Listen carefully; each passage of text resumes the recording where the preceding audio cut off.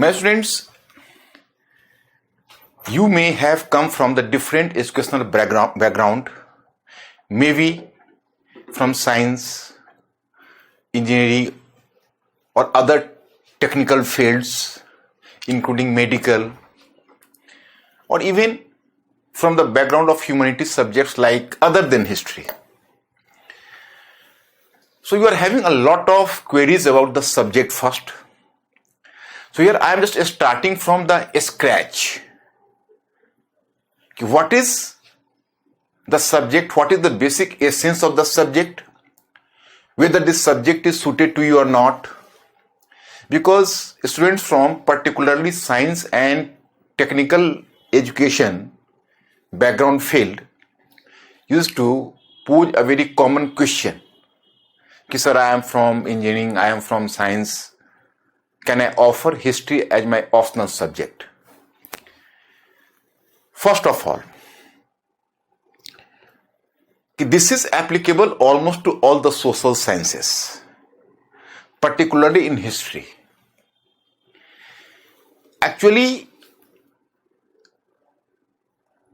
you will just compare the science subject with social sciences, you will come to realize you will just start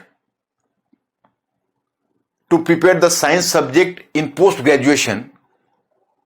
So that would be essential for you. You have to undergo with this subject through graduation first.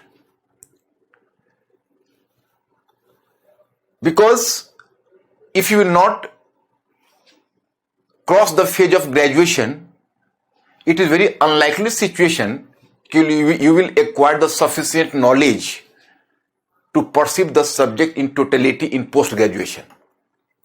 So this is the reason hardly will you find any example some students coming from humanities background have offered any natural science as their optional. But in case of social sciences, you will find this is science graduate but offered some social science subject in post-graduation. It is a very common feature, Because in social science, or the nature of social science is different from the subject of natural science. Furthermore, history among social science is a bit different in nature. Because in other social sciences, whether it may be philosophy, political science, or any other subject, normally you will find that the first one paper is the theoretical paper. The paper is full of the topics from thinkers and thought. That requires some sort of expertise, knowledge, or some specific knowledge in the subject. But in case of history, you will find the first paper ancient and medieval history.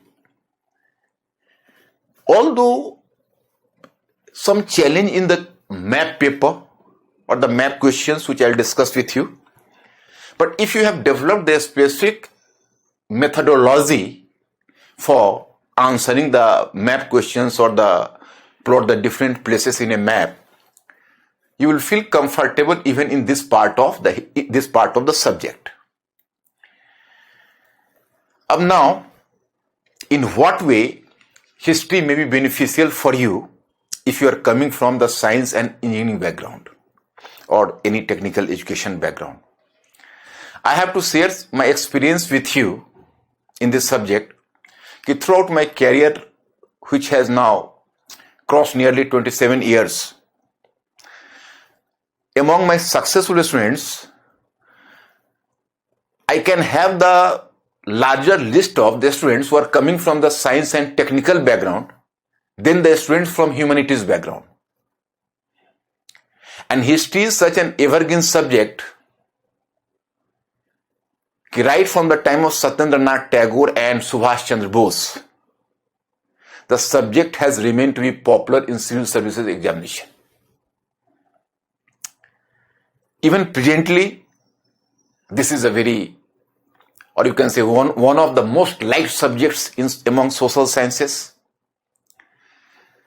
Second one thing, unlike other social sciences, you need not having any background knowledge for that. From whichever background you are coming, you will start afresh. You will develop the expertise in the subject. Third one factor is, as myself has perceived, and I have talked to a number of successful students as well. So they have just shared their experience in the subject with me. The subject is much beneficial in preparation of general studies as well. My students, I will not simply teach you history. Rather, I will teach you history plus. History plus means we have to stop the history at the point from where the general studies starts. And my specific strategy would be, in course of preparation of history, at least you should acquire the background knowledge of some other social sciences as well, which I will discuss with you later. Here I can give you the example about culture. From ancient, medieval to modern, you will acquire automatically the knowledge of culture. Furthermore, in course of the study of modern history and contemporary history, you will acquire the knowledge of the background knowledge of the different subjects.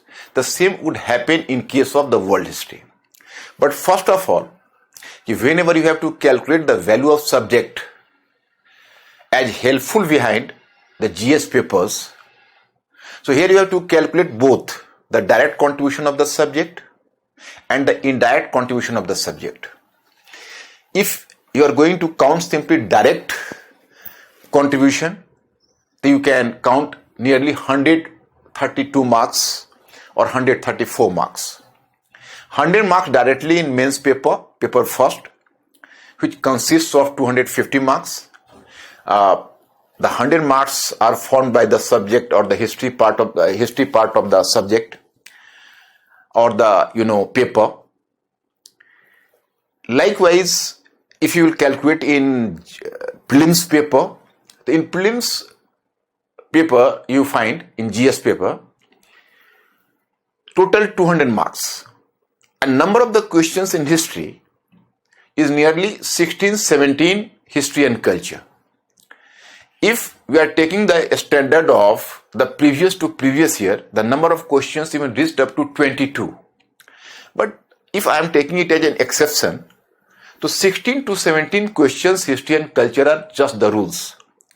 And one important thing is that so far as the question of the contributions of other social sciences, including geography, is concerned, so their numbers are varied. For example, you can say the contribution of ecology and environment is slightly grew up to 11, but the number of geography has been curtailed. Same happens in case of sometime in polity you will find the large number of questions, sometime the number is sharply declining. Likewise in economics, in other subjects as well. But in case of history, you will not find the declining number less than 14. And what could be the maximum number? I have given you the example of previous to previous year. Now, this is the direct contribution or direct benefit. But my students, very few of you know about the indirect benefit of the subject. History is the mother of all humanity subjects. Suppose you have to make a study of economics. From where you will start? Will you start from the problem of employment and poverty? Then you will never develop the expertise and you can say comfortable with the subject. So first of all, the student who is making a study of economics, polity, whatever may be, if you have to make a study of polity, I think it's better to start from the rise of constitutionalism in the world. First constitution, modern constitution of the world is the British Constitution. Then comes the turn of American Constitution. After that, French Constitution after the Revolution. And then you will find in course of the revolutions of 1848, a number of constitutions have been established in different European countries. Then moving further, you will find the list is going on. particularly after the Second World War, when the process of decolonization started. Decolonization means that the liberation of colonies started. So then, even the third world countries, or the old colonies, emerged with the independent nation like India, Indonesia, Sri Lanka, etc., even Pakistan, So they just started to frame their own constitution. So my students, the story starts from the world history itself. Because once we are observing the growth of constitutionalism in the world, so that will definitely give you an added insight into the subject. Then you are coming to the, you can say, background of the constitution making in India. You are observing the different South Asian and Southeast Asian countries as well, not to speak of African countries, because there the liberation started a bit late from 1958 onwards.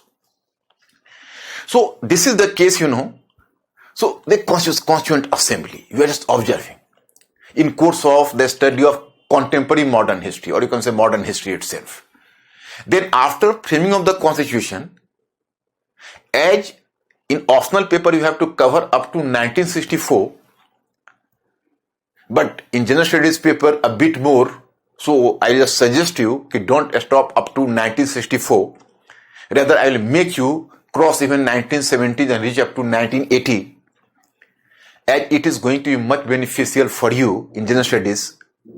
So there you can very well observe even the evolution of constitution from 1950 onwards, and initially for 4 decades, what challenges Indian constitution had to face, and what was the direction of the constitution perceiving the relations among the 3 organs of the government: executive, judiciary and legislative body.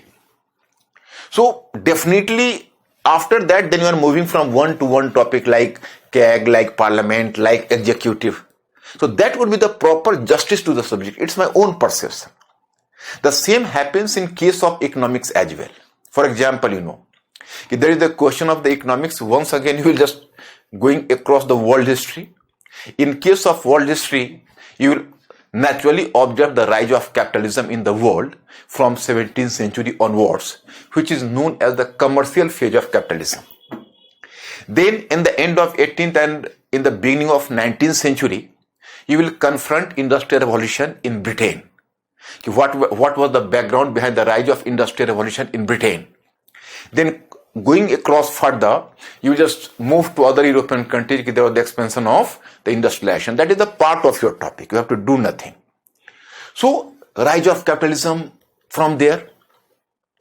And then how did the capitalism bring changes in Europe? Positive change as well as the negative change. And then after, what is the basic weakness in capitalist model? The world wars, particularly, world economic depression, 29-30, So, in what way this world economic depression just gave a new direction to international economy? The laissez-faire capitalism, which has earlier been propounded by Adam Smith. In course of a study of world history, you will just witness the ideas of Adam Smith, and then the laissez-faire capitalism. But after world economic depression, it will change its nature. There would be the rise of Keynesian economics. And then, for the first time, the powerful state and fiscal policy of the government. So that will come into the center of capitalist model. So in this way, capitalism changed its nature to save itself. It was the time, particularly after Russian Revolution, the threat of socialism was looming large on the head of capitalism. So Keynesian economics might have fulfilled the dual objectives. On the one hand, it sustained the capitalist economy further, and secondly, it could give a reply to socialism on political front. So in this way, it became a matter of double benefit for capitalism. Then liberation of the colonies, and you will observe that what were the challenges before the colonies, particularly in context of India. How did India choose its economic model under Nehru's government? What was Nehruvian economic model? What were the features of the Nehruvian economic model? What were the benefits of Nehruvian economic model? What were the weaknesses of the model? How did this model just undergo a phase of change under Mrs. Gandhi? How did Nehruvian socialism took extremist form under Mrs. Gandhi and under what circumstances? Then in what way this so-called Nehruvian model crumbled in course of time? What was the crisis of oil crisis of 1970s and how did it affect Indian economy? In 1980s, how did the progress of Indian economy was just, hampered, and up to end of 1980s, India had to manifest a very severe type of economic crisis leading to the economic liberalization policy. So my students, I think this sort of knowledge, that is, you can say history plus, so that will definitely make you develop a greater expertise on other subjects as well. So it is, I think it is the added advantage in the subject and you should not ignore it. For example, today you are going through the newspaper, etc. So there we just observe, recently you have observed in order to fight the very worst type of economic crisis the world has come to manifest, Modi's government has just announced a package of 20 lakh crore rupees for giving a boost to economy. So in the many newspapers I have and even the TV channels I found the term, this is the New Deal policy of India. Whenever I just went, you are observing a New Deal policy of India, so you will be automatically much curious, after all, what is New Deal policy? So this is the point history may be much beneficial for you. And I will always suggest you to take added advantage from the subject. So in this polity, in this economy, and not simply that, even in international relations, from the perspective of world history, you have to develop your, you can say,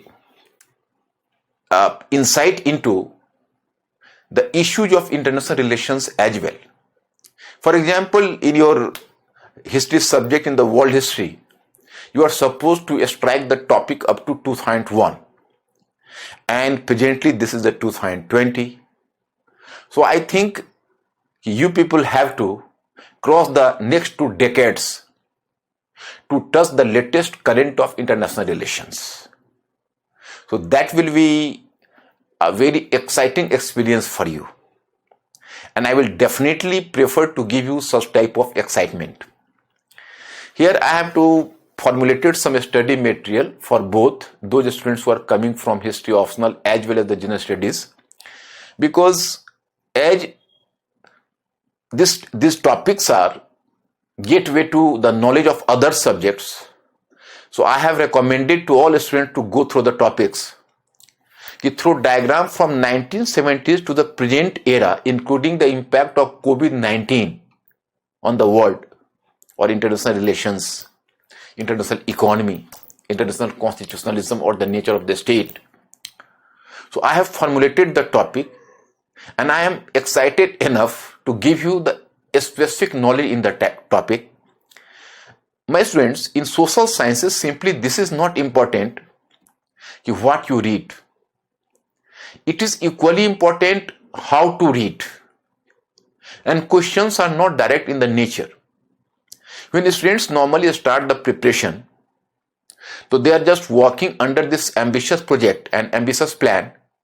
I will go through this and that book, and I will be in a position to answer all the questions from any specific subject, whether it may be general studies or the optional paper.